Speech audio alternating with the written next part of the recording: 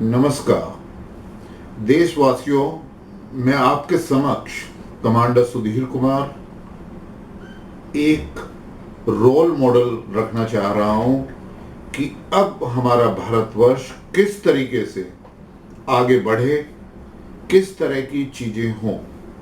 इनमें से मैं कुछ चीज़ें गवर्नमेंट ऑफ इंडिया के लिए पहले ही सुझाव दे चुका हूं और उनको प्रयोग में लाया भी गया है। उन मेरी रिकमेंडेशंस को माना भी गया है और आदरणीय योगी आदित्यनाथ जी ने उनको उत्तर प्रदेश के अंदर लागू भी किया है।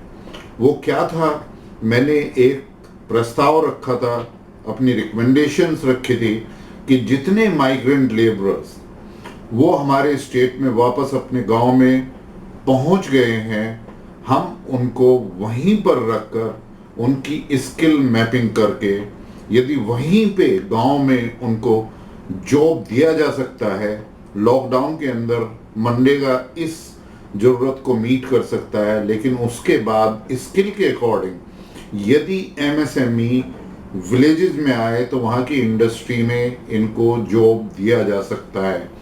तो इस चीज़ को मैं ऑलरेडी पहले बोल चुका हूँ। अब मैं थोड़ा सा मनरेगा के बारे में पहले बोल चुका हूँ, लेकिन मैं क्या कहना चाहूँगा फिर मैं उसको रिपीट करना चाहूँगा कि मनरेगा का बहुत पैसा गांव में मिल रहा है, लेकिन गांव में जो प्रॉब्लम है वो ये है कि जो पंचायत के सेक्रेटरी हैं, जो गांव के प्रधान हैं, वो दोनों मिलकर, जबकि पूरा का पूरा पैसा डायरेक्ट बेनिफिट ट्रांसफर से वहां पर जा रहा है, लेकिन वो ये इंश्योर नहीं कर रहे हैं कि मनरेगा से कितना काम हो रहा है। यदि हम देखें पिछले कुछ सालों में, पिछले 10-15 सालों में बहुत बड़ी रकम, बहुत बड़ा एक राशि जो है ना वो मनरेगा में दी गई है, लेकिन गांव में या तो चाहे वो तालाब को खोदने की बात हो, या वहाँ पर सड़क बनाने की बात हो, या नाली वगैरह बनाने की बात हो, वो काम वहाँ पर उतना नहीं हुआ है। तो इसके बारे में हमें ध्यान रखना है और ये जो करप्शन ग्रास रूट लेवल पे जो गांव के अंदर है, उसको रोकने की तरफ हमें पहल करनी है।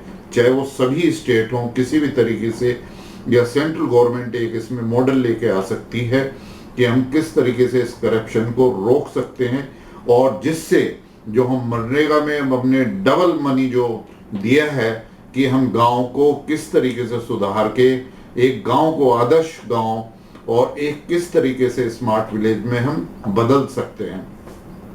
यदि आप देखें कि इस तरफ मैंने कहाँ पहल करी, 1917 में मैंने एक बुक लिखी, इंडिया ट्रांसफॉर्मिंग। इंडिया ट्रांसफॉर्मिंग मैंने लीडरशिप के बारे में बताया और भारतवर्ष क्या क्या चैलेंजेस फेस कर रहा है और पिछले कुछ वर्षों में, 5 से 6 वर्षों में क्या काम हुए हैं, उसकी जो पहल शुरू हुई उसके बारे में इसमें लिखा।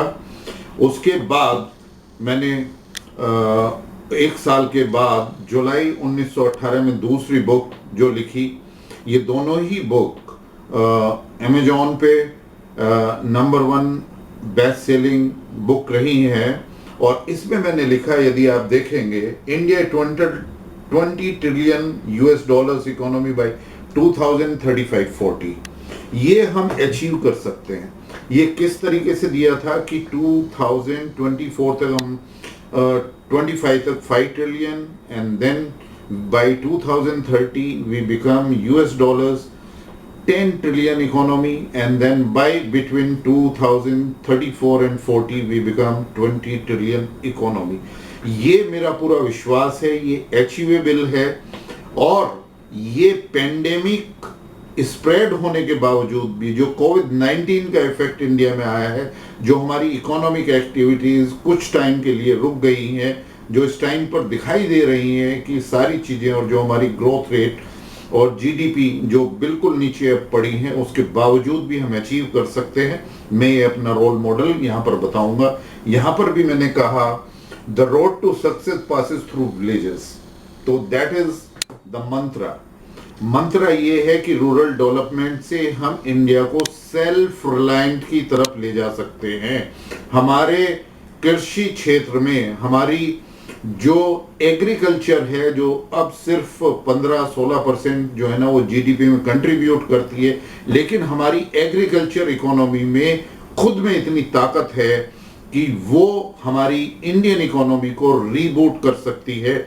जैसे ही ये लॉकडाउन धीरे धीरे उठ रहा है तो हमें कृषि की तरफ काफी ध्यान देना है, हमें रूरल डेवलपमेंट की तरफ काफी ध्यान देना है।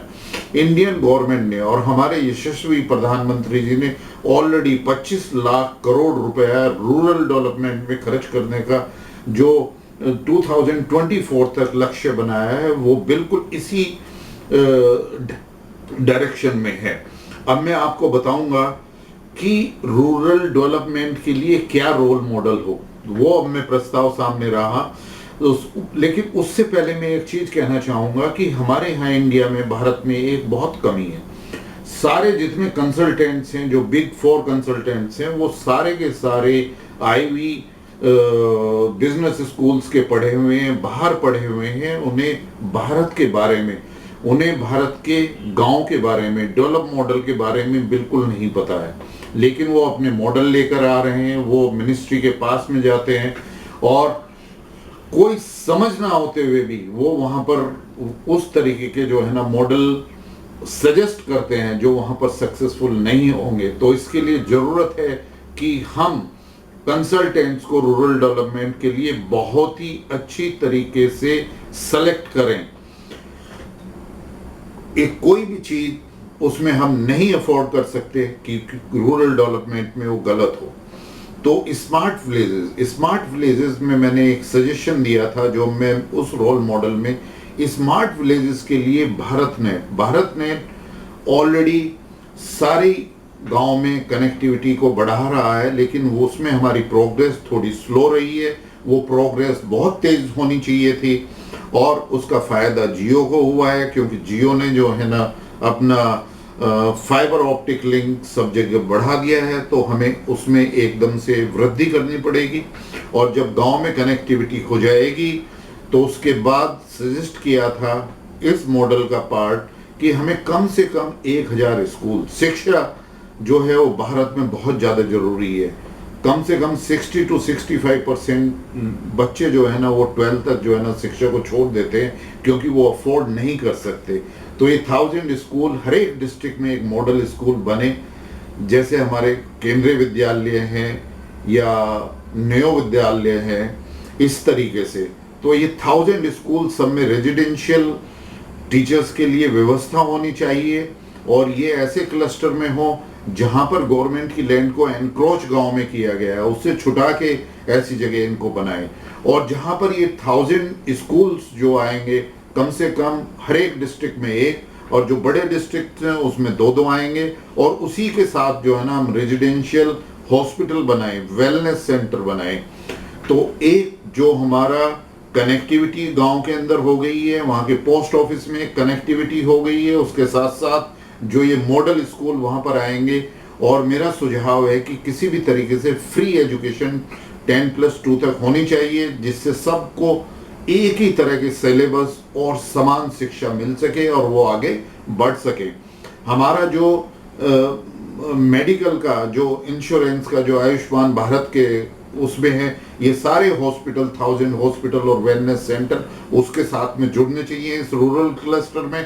और इन्हीं के साथ हमें स्किल डेवलपमेंट सेंटर बनाने चाहिए, जहां से हम यूथ को हर एक तरीके से स्किल कर सके और उसको जो है ना जॉब में आगे लेके जा सके। स्किल सेंटर के साथ में हम क्या काम करेंगे, होलिस्टिक लीडरशिप डेवलपमेंट कर सकते हैं रूरल यूथ की। वो कहाँ पे जाना चाहता है, किस तरीके से जाना चाहता है, तो वो वहीं पे। अब उसको जरूरत है एक जॉब की, वो जॉब हम एमएसएमई की सारी ओपनिंग अब आगे के लिए जो है ना वो रूरल एरियाज में इन्हीं के साथ में करें, जहां पर हम residential school, residential hospital, skill development centre हम बना रहे हैं।